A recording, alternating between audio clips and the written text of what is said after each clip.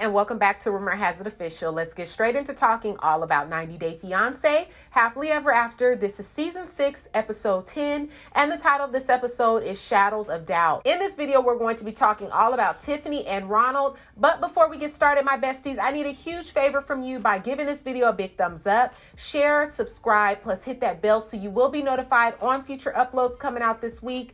We're going to be talking all about Tiffany and Ronald, but before we get started, please forgive me in advance if I sound a little like nasally. My sinuses were kicking my butt last week, which is why 2 of my videos were a little bit like a day late.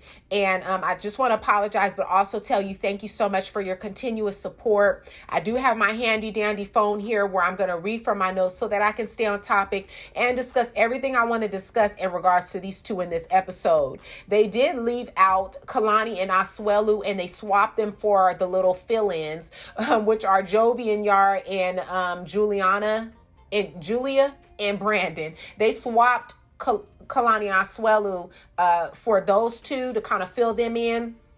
And so we won't have a recap this week on Kalani and Asuelu, and I won't be recapping Jovi and Yara or Brandon and Julia. I'm sorry. So there will be a total of 4 videos out this week. So that's just a quick disclaimer to let you all know that there'll just be 4 videos out this week. Normally I do 5, but since Kalani and Asuelu did not have seen this episode, then they'll be out. So just 4. Okay, so now that we've got all of that out the way, let's talk about the people we came to talk about, which is Tiffany and Ronald. So Ronald is sorry. He spent all his money on making a room for Daniel last minute, but failed to make sure his place had groceries, okay? This scene starts with him putting Daniel to work on his own bedroom floors. Him and Daniel are on their knees. Ronald put cardboard down on the wet floors, and when it dried, it ended up drying into the paint. So now he has Daniel helping him using some type of, I'm assuming it was a gardening tool, because I don't think it was one of those like putty knives or anything. That looked like because of the way it was shaped, either a gardening tool, or you can even mistake it for one of those knives that you use to cut a cake. It was shaped like that. So you all comment down below if you know what I'm talking about. But till then, I'm just going to say it's a gardening tool that he had Daniel using to help scrape up that cardboard off of the floor. Now, on the other hand, Tiffany is doing her makeup, and she says that when she came and saw the apartment for the first time, everything was well put together. How about the can of Raid that was easily sitting in arm's reach for their daughter to just get a hold of? How about that? Did anyone else notice that?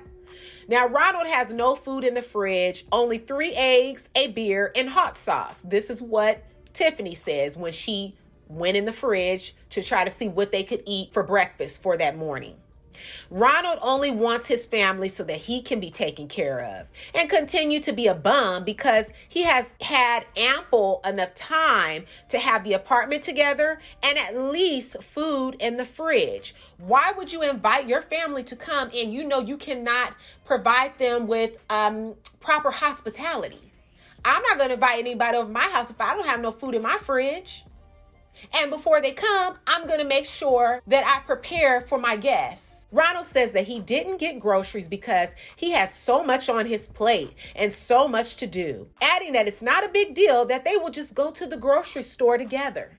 That's exactly how he planned for that to go. To do absolutely nothing, to buy absolutely nothing, and allow his wife to pay for everything and do everything. So Tiffany calls him out and says that she feels that he spent all his money on the room and that he couldn't even buy groceries for his family. Ronald tells Daniel, "Come on, my boy, let's go prove a point." So basically, they all go to the grocery store and he's throwing a lot into the shopping cart as though he's paying. So much so that Tiffany and Daniel comment on the fact that they won't be staying in South Africa that long, so there's no need to buy that much food. The hilarious thing is he said that there's no price tag on his family and anything he needs to do to make them feel comfortable, he's going to do it, but doesn't even have half the amount of the money to cover the groceries. Tiffany ends up having to pay for it. What I noticed was Ronald wanted to be in charge of what was going in the shopping cart and picking all the things that he liked, but not what his family likes. Now, besties, when he took them over to that meat area and the way that Daniel was looking at that meat, it had me rolling, okay? He was like, what in the world is it? Ronald said it was fresh, but I seen stuff moving. I don't know what was going on, but I just thinking about it, I want to throw up. I'm going to move on. Ronald, like I said, caught it fresh, but stuff was moving around. Ronald tells Daniel to keep in mind that there is no time frame for them going back home. And I guess I'm still trying to process what makes Ronald think that he has a say or control over them. Without a proper plan, no one can just up and move like that. So I don't know what he's thinking. She actually has a life, family, and responsibilities at home, but he wouldn't know anything about that, I guess, because he's a bum. Now, where Tiffany messed up in this scene is by saying, once they got up to the register, what's the total? Once they got to that register, she said, what's the total? She should have walked away and let him handle it to see if, in fact, he was capable of purchasing groceries for the family. This is why she's there, to see if he's ready to take on that role. Since she opened her mouth, he then says, I may be short a few hundred. Then it turns into her paying for the whole thing. He says that he only had $50, but I didn't even see him contribute that $50. She put her card in and paid for the whole thing, which came up to about $250. And he didn't even contribute the $50 he said he had. That would have been all I needed to see.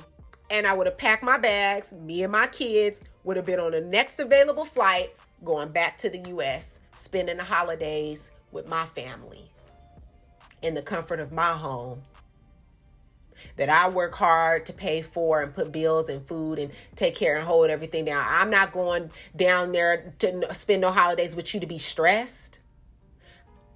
If I'm not coming down here to peace and enjoyment, we're excited to see each other, we loving on each other, we're helping one another and being a family.